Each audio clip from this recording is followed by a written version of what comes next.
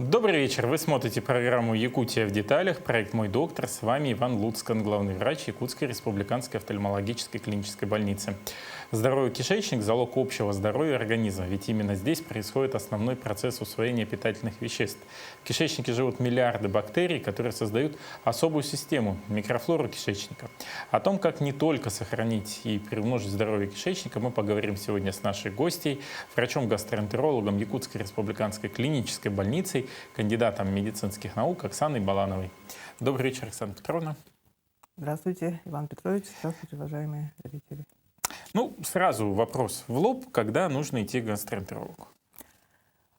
К гастроэнтерологу нужно идти, если человека беспокоит. Например, начнем сверху. Изжога, частая, нередкая.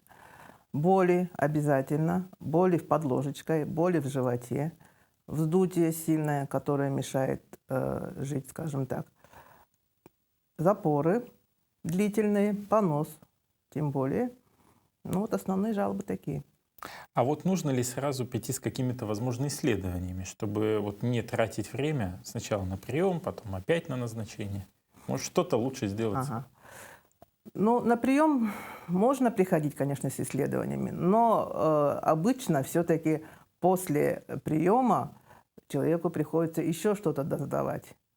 Поэтому, если человек хочет подойти с исследованием, пожалуйста, УЗИ, некоторые сразу даже ФГДС приносят, анализы общеклинические, общий анализ крови, биохимический анализ крови.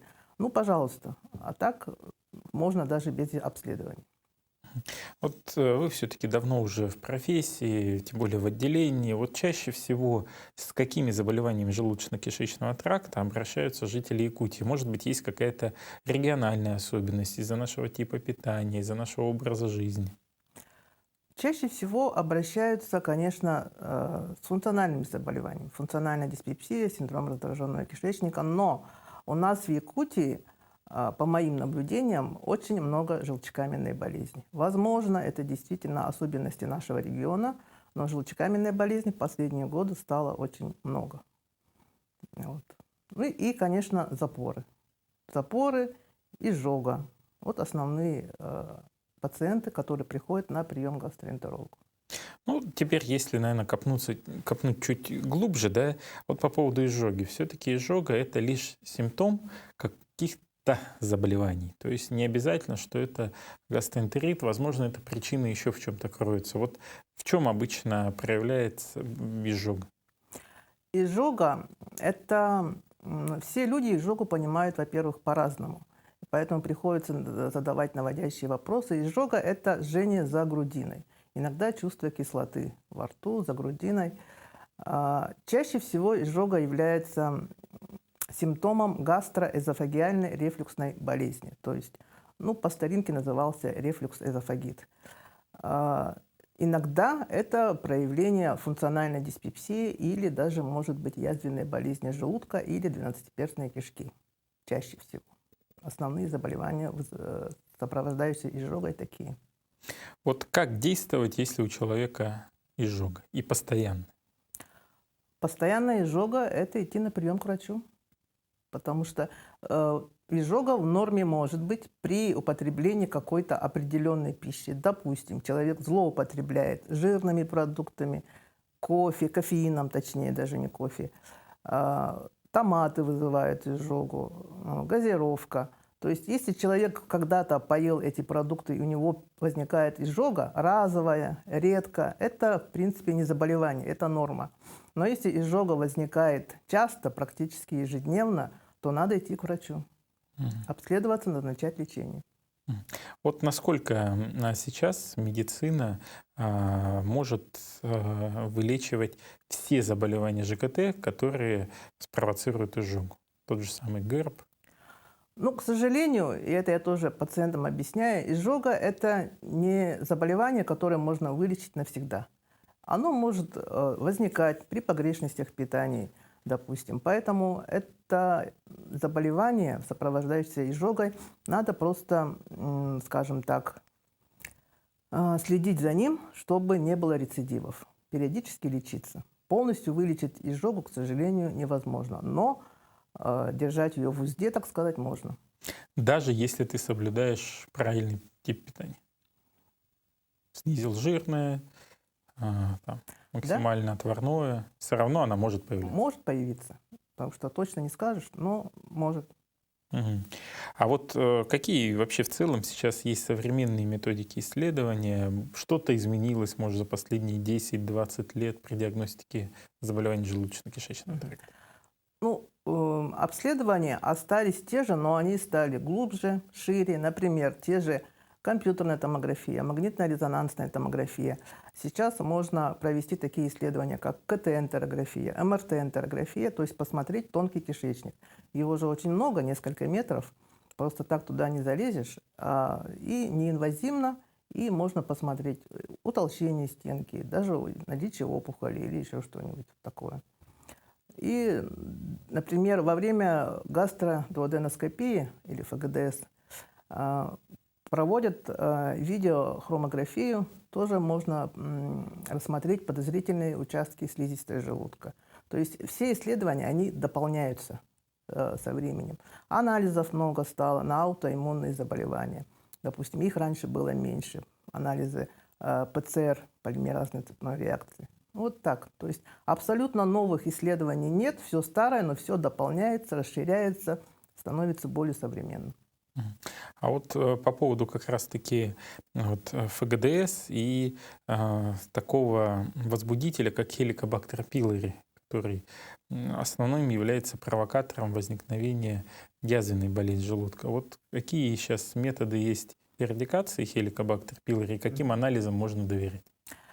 Так, хеликобактер пилори– это инфекция, которая живет только в желудке. Это банальная бактерия. Значит, чтобы ее выявить, нужно сдавать анализы или дыхательный уреазный тест с меченным углеродом 13С, или анализ антиген в кале на хеликобактер пилори. Эти два анализа являются золотым стандартом диагностики хеликобактерной инфекции. Есть очень распространен анализ ИФА, иммуноферментный анализ, когда берут кровь из вены. Ну, этот анализ, конечно, можно использовать, но он менее точный. Он Остальные менее анализы. точен в плане того, что если он положительный, то тогда наверняка, да, есть. А если он отрицательный, то вот, скорее всего, можно еще и досдать. Ну, там и достоверность ниже. Мгм. То есть стопроцентно доверять этому анализу нельзя. Ну, процентов, скажем так, 70 примерно. Это Он предположительном дает. или отрицательном результате, или в целом? При Предположительном. положительном. Мгм. Ага. Нет, и при отрицательном тоже. Мгм. Вы правы. Мгм. Вот. Насчет лечения. Значит, если у человека выявляется хеликобактер пилори, одним из этих анализов, то назначается эрадикационная терапия, которая включает в себя обязательно 2 антибактериальных препарата и желудочный препарат, ингибитор протонной помпы, который снижает кислотность, чтобы этим антибиотикам в желудке было легче работать. Схем очень много. Первая линия, вторая линия. То есть это уже подбирает индивидуальный врач, основываясь на том, чем раньше лечился пациент, какими антибиотиками, ну и так далее. Мгм.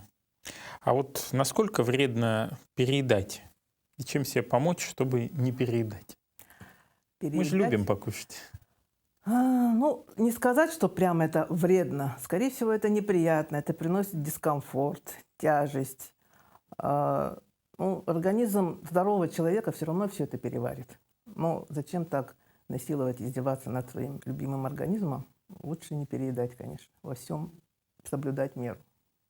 Вот очень распространенное состояние человека — это дисбактериоз кишечника. Но, как я помню из практики, это состояние нужно еще и подтвердить, и причем многократно, и причем там же ведь есть период диагностики определенный. То есть результат анализа на дисбактериоз, он приходит не день в день, а спустя время, когда и микрофлора вырастет, и уже, возможно, она поменялась за это время. Вот как тогда это состояние диагностировать и особо как его потом лечить?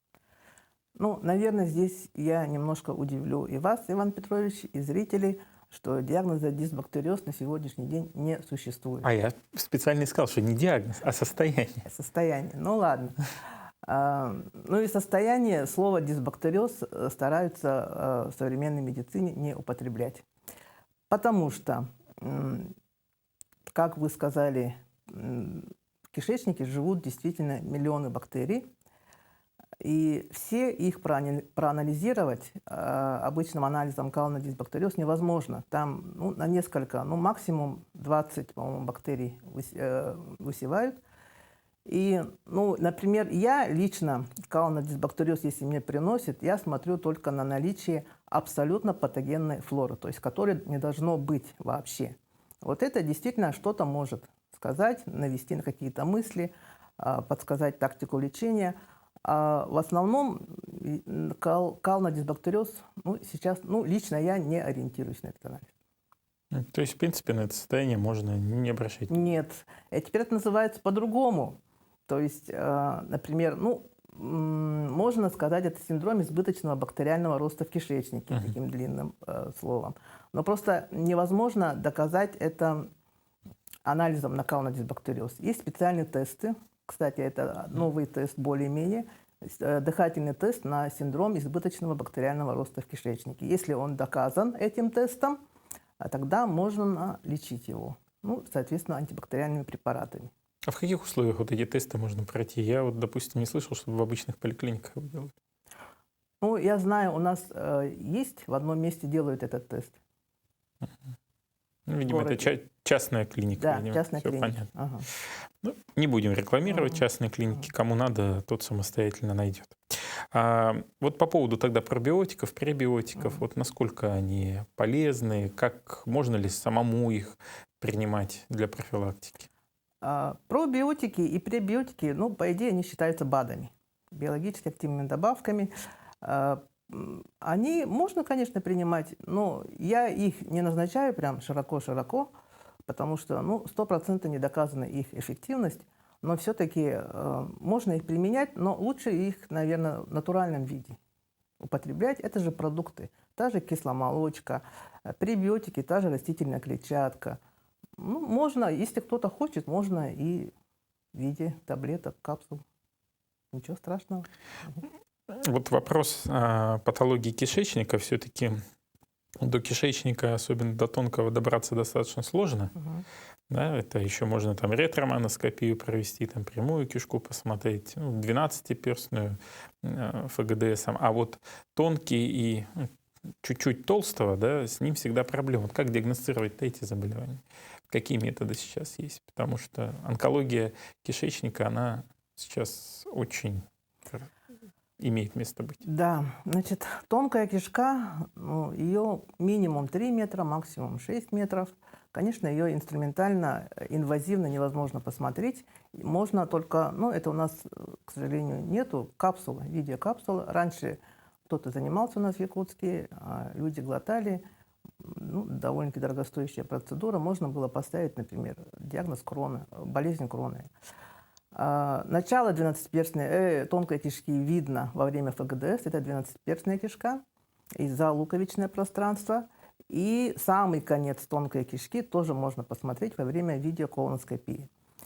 Поэтому для уточнения заболеваний тонкой кишки применяются вот эти КТ-энтерография, МРТ-энтерография, допустим.